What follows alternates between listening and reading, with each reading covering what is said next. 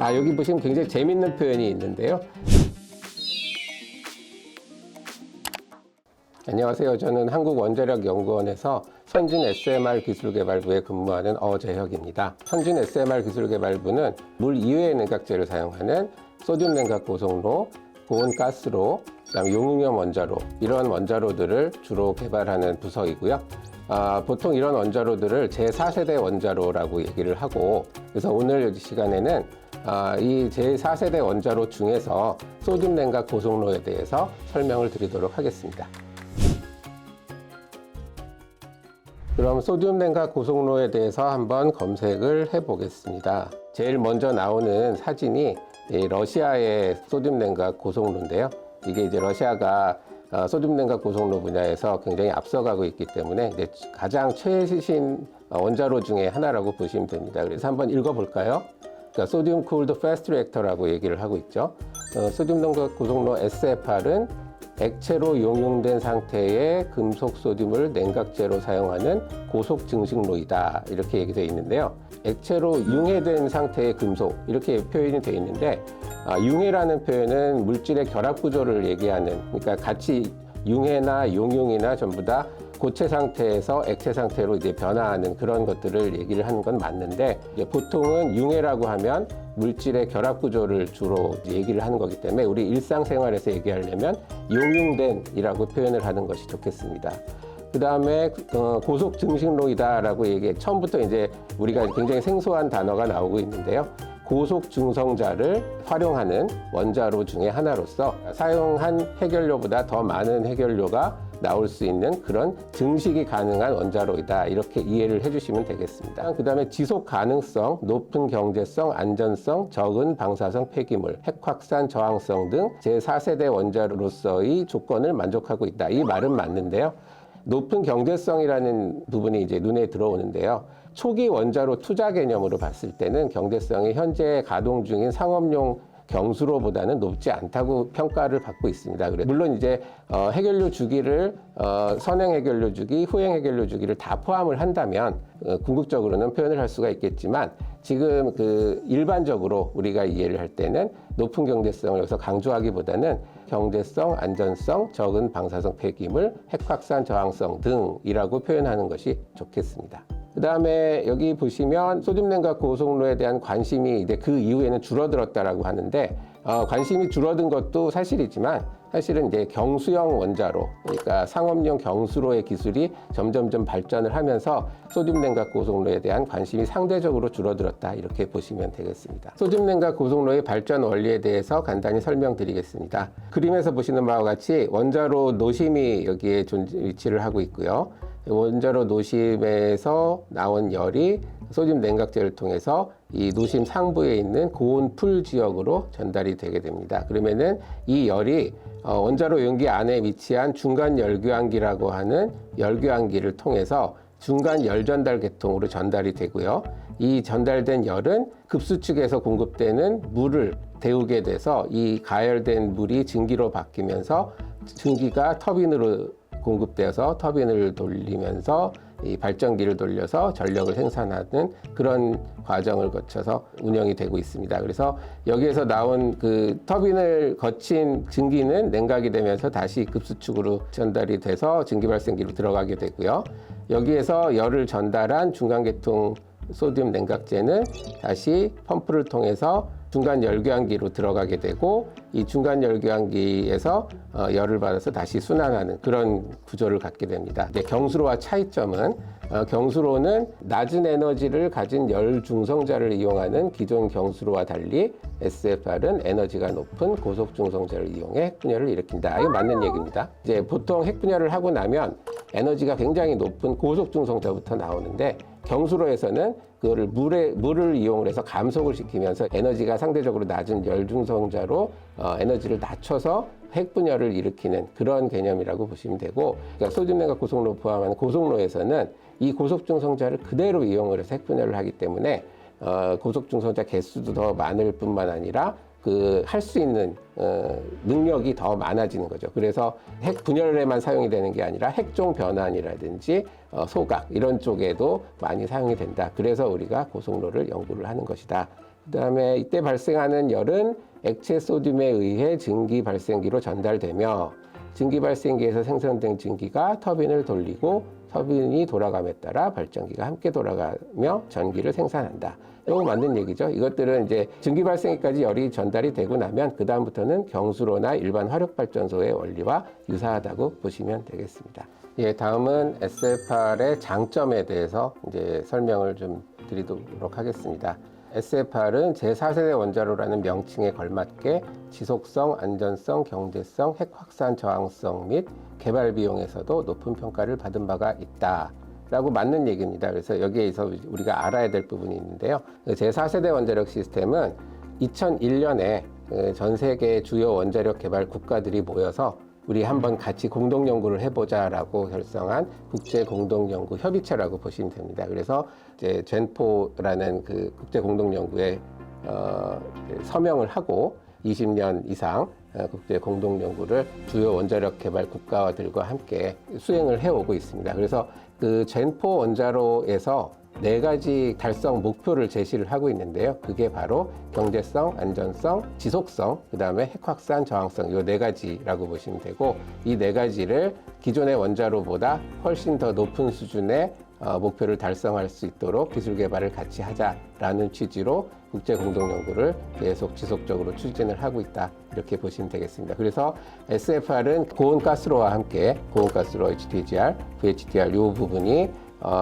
가장 높은 평가를 받아서 우리가 이제 실현 가능성이 가장 높은 원자로 중에 하나다 이렇게 평가를 받고 있습니다. 경제성 부분에서 이렇게 적어놨네요. 보통 원자로의 2배 정도이고 장기적으로는 보통 원자로의 1.25배로 떨어진다. 이거 맞는 얘기고요. 초기에 투자 비용이 많이 들어간다는 얘기고 상업용 경수로보다는 아무래도 더 비싼 것이 사실이고요. 그렇지만 SFR의 경우에 이제 우라늄 자원을 효율적으로 활용을 한다는 측면, 그리고 사용 해결료 발생량이 상대적으로 적다는 측면, 그리고 경수로에서 나오는 사용 해결료를 안정적으로 처리를 할 수 있는 능력을 가지고 있다라는 측면에서 장기적으로 봤을 때는 경제성도 확보할 수 있는 잠재력을 가지고 있다 이렇게 보시면 좋을 것 같습니다. 그다음에 효율성 부분을 좀 말씀을 드리면요. 열중성자를 사용하는 가압경수로와는 달리 고속중성자를 활용함으로써 천연 우라늄의 99.3%를 차지하는 우라늄 238을 플루토늄 239로 전환시켜 쓸 수 있기 때문에 이론상으로 우라늄 자원 활용도를 약 100배가량 높일 수 있다. 이 얘기를 좀 풀어서 설명을 드리면 천연 우라늄이 보통 99% 정도 되고 우리가 우라늄 235라고 하는 그 핵분열 가능한 물질 한 1% 정도라고 봤을 때 99% 이런 원소들은 나중에 그 사용 해결료로 그냥 그 저장을 하는 그런 개념인데요. 고속중성자를 활용을 하게 되면 이런 그 1%만 사용하던 거를 100%까지 다 사용할 수 있는, 이론적으로 봤을 때 100배가량 더 높은 효율을 가지고 있다라고 해서 이 단원이, 이 섹션이 효율성이라고 지금 되어 있는 것 같은데요. 여기 보시면 굉장히 재밌는 표현이 있는데요. 수명과 관련해서 이제 표현을 적어 놓고 끝에 이렇게 적어져 있습니다. 기기의 원전 건물은 유통기한이 정해진 음식과는 달리 부품만 바뀌면 성능도 더 좋아지는 합체 로봇 같은 형태다. 그 원자력 발전소의 기기를 교체를 하거나 우리가 수명이 다했다라고 판단되는 그 이유가 기기 자체가 이제 부식이 된다거나 해서 우리가 교체를 반드시 해야 되는, 또 때로는 이제 교체를 더 이상 할 수 없고 완전히 그 수명을 다해서 이제 폐기해야 되는 그런 경우가 있을 수 있는데, 소듐 냉각제는 기기나 구조물을 구성하는 그 재료들과의 양립성이 굉장히 우수합니다. 그래서 수명 기간이 뭐 40년, 50년이 지나도 부식이 되지 않는다는 얘기죠. 그래서 굉장히 오랫동안 활용을 할 수 있어서 뭐 음식 같은 경우에 유통기한이 지나면 폐기하는 그런 개념이 아니라 마모가 돼서 못 쓴다든지 아니면 이런 무빙 파트를 가진 부분, 이런 부분만 교체를 해주면 굉장히 오랜 기간 쓸 수 있다. 수명을 굉장히 오래 연장을 해서 쓰는 게 경제적으로 유리하기 때문에 여기에 이런 재미있는 표현을 통해서 설명을 해 놓은 것 같습니다. 그다음에 SFR은 앞서 말했듯이 사용 해결료 처리 문제와 관련해서도 화제가 되고 있다. SFR에서 사용 해결료를 쓸 수 있을 뿐 아니라 SFR에 쓰이는 고속중성제를 통해 사용 해결료에 포함된 고독성 장수명 핵종을 핵분열시킬 수 있다. 경수로에서 나오는 사용 해결료의 독성을, 그러니까 독성이라고 하는 것은 장수명, 핵종을 가진 그 핵종들을 단수명 핵종으로 변환시킬 수 있는 그런 장점을 가지고 있다 이렇게 보시면 됩니다. 그래서 보통 우리가 고독성 장수명 원자의 핵종 같은 경우에는 원자로에서 이제 핵 분열을 하고 나오는 핵종들인데요. 이제 그런 것들은 길게는 300만 년이라는 그 반감기를 가지고 있습니다. 그러니까 우리 인류가 진화해온 이 기간 동안을 우리가 안정적으로 관리를 해야 된다는 숙제가 있는 겁니다. 근데 이거는 우리가 할 수 있을지 없을지 전혀 모르는 거예요. 그래서 고속중성자를 이용을 해서 핵종을 변환하게 되면 300만 년짜리 반감기를 가지는 위험한 핵종들이 300년으로 줄어들게 됩니다. 300년은 우리 인간이 충분히 관리할 수 있는 그런 기간이라고 보시면 되고요. 우리가 지금 현재 이용하고 있는 상업용 경수로, 물을 이용하는 경수로 이후에 그 차세대 원자로로서 소듐 냉각 고속로를 반드시 확보를 할 필요가 있다. 이렇게 보시면 되겠습니다. 그다음에 단점이 적혀 있네요. 여기 보면 단점은 알칼리 금속이기 때문에 산화 반응이 격렬하며 특히 물과 접촉했을 때의 수산화 반응은 폭발에 준하기 때문에 용융 상태의 소듐이 누출되면 공기 중의 산소와 습기를 만나 심각한 화학 화재가 일어난다. 이게 소듐하고 공기가 만나거나 소듐이 이제 공기 중에 있는 수분 내지는 물과 만날 경우에 이제 급격한 화학 반응이 일어나는 것은 사실이고요. 근데 이제 뭐 심각한 화학 화재가 일어난다라고 얘기를 했는데 일단 소듐 화재의 경우에는 일반 우리가 생각하는 유류 화재에 비해서 책상 높이보다 낮은 수준에서 불이 이렇게 붙고 이제 온도가 떨어지거나 아니면은 분말 형태의 소화제를 이렇게 덮어서 공기를 차단을 해주면은 금방 이제 그 화재가 진화가 되는 그런 특성을 가집니다. 그래서 심각한 화학 화재라고 표현하기보다는 그런 것들은 이제 우리가 충분히 대처할 수 있다 이렇게 이해를 해주시면 좋을 것 같고요.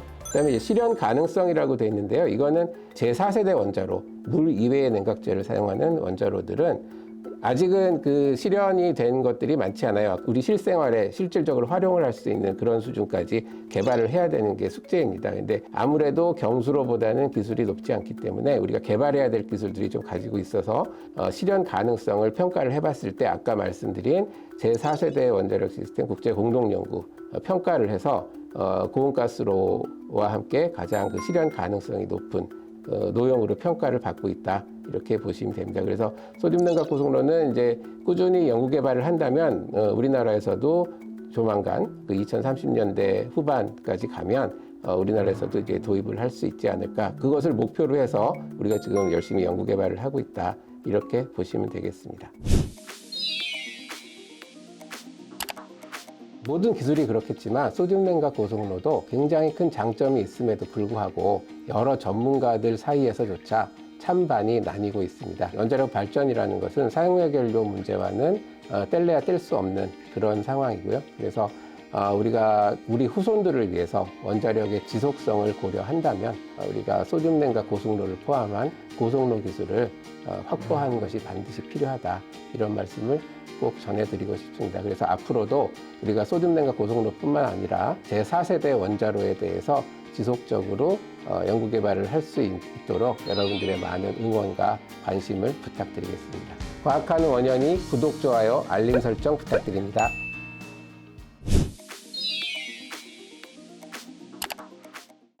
그리고 이제 제가 뭐 이 기회를 통해서 나무위키에 나온 내용을 포함해서 이제 우리 다시 할까요? 예.